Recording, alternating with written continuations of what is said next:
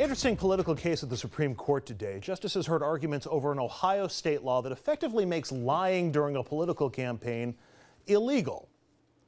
Now, we'll leave the specifics of the case up to our legal panel, but lying in political campaigns, especially in political ads, has always been a presence in campaigns. Among the more memorable, the 2004 Swift boat attack ads against presidential nominee John Kerry.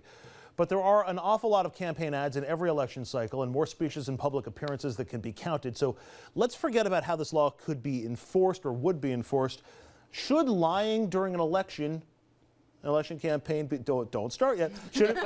Should it be illegal? I mean, after all, somebody pops a whopper of a lie in a campaign, and oftentimes you can't get that genie back in the bottle before Election Day. Are we so lazy and uninformed that we can't look through a lot of this stuff anymore? This is a job that belongs with the Fourth Estate. The press should be the ones holding candidates responsible for who tells the truth. If you take a risk by lying, and you should be held accountable by the press. Making it an illegal is just setting up a whole can of worms of, I make a charge against you. Who's determining whether that's false or accurate? That it's arbitrary.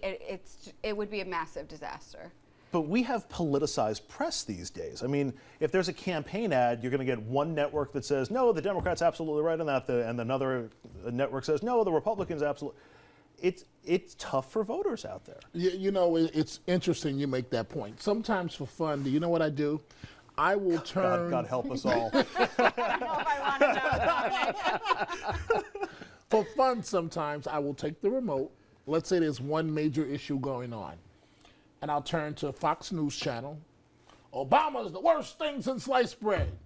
And then I'll turn to MSNBC. Obama is the greatest thing since sliced bread. So when you mention we have press, you know, that's a good point. But I have a question for Jessica. So you turn to me, I'm going to turn to her. Andrew and I are running for office. You're the spokeswoman. Would you let us lie?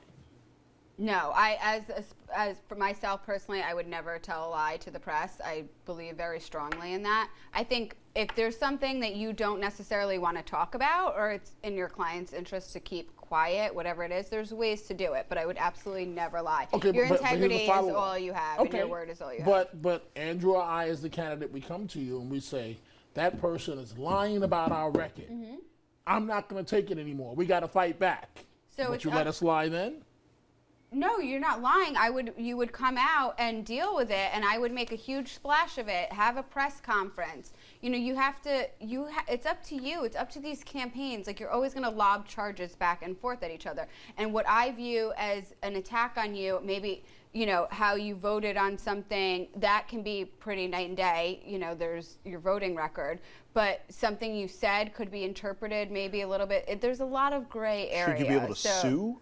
No, I think that's absurd. But if it's a flat-out lie. It's a flat-out lie, then it's up to the press to hold them accountable, and then the other campaign can turn around and say, everyone says this is a lie. I want to get into, this was an unusual case in the court because it actually drew the attention of a conservative columnist and humorist, P.J. O'Rourke. He submitted an amicus brief to the court in all of this, where he called lying in politics truthiness, that sort of feels like the truth, in that word invented by Stephen Colbert. O'Rourke wrote this, and this is all from the amicus brief. Quote, President Obama is a Muslim communist born in Kenya. Obamacare will create death panels. Republicans oppose immigration reform because they're racists. All of the above statements could be considered truthy, yet all contribute to our political discourse. Does any of the stuff on the screen right now actually contribute to our political discourse? I think it does. I mean, look, in a political campaign, it's each campaign, it's whether we like it or not, but it's our job to sort of articulate a message and why the other guy isn't good. And sometimes you're going to be making attacks against them. Not like there's certain things that are clear truth or lie, but there's other things that you're making assertions about the other person. That's why public officials aren't held to the same libel laws that private citizens are, because they're public officials. So funny. Go ahead. I didn't mean to cut you off. It's okay. Funny you mentioned libel, because I was as you were speaking, I'm thinking about grad school and the libel course that they had us take. And the first thing they taught us immediately, if you're a public official, public official, and all of us can be considered public officials, you have to prove malice in a liable suit. So in other words, if I'm suing one of you, I've got to prove that not only you knew it was wrong, but that you knew it. I've got to be able to prove that. That's almost impossible. So something like this would never fly here in this country. But you know, if Burger King put out an ad that said McDonald's hamburgers cause warts, I mean, McDonald's could sue them. They could sue them because they know it's false and they know that the motive is to try to generate business. The way our legal system is based, I'm sure they could find some experts that would conclude I'm sure that they those Can could. you imagine burgers what would cause happen warts. to the courts, though, if you have every campaign suing each other Oh, there over are what they don't like that's said about There are them? practical problems with this. Don't get me wrong. But the idea of lying or not lying, it's especially when voters need the information as much as they can.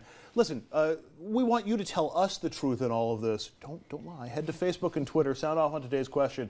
Do you think it should be illegal to lie about candidates during an election? Up next, a former Supreme Court justice speaking out against the death penalty, guns, and campaign finance reform, and he's got a few ideas that start with amending the Constitution. Is that even possible in this day and age? We're going to have more on that after the break.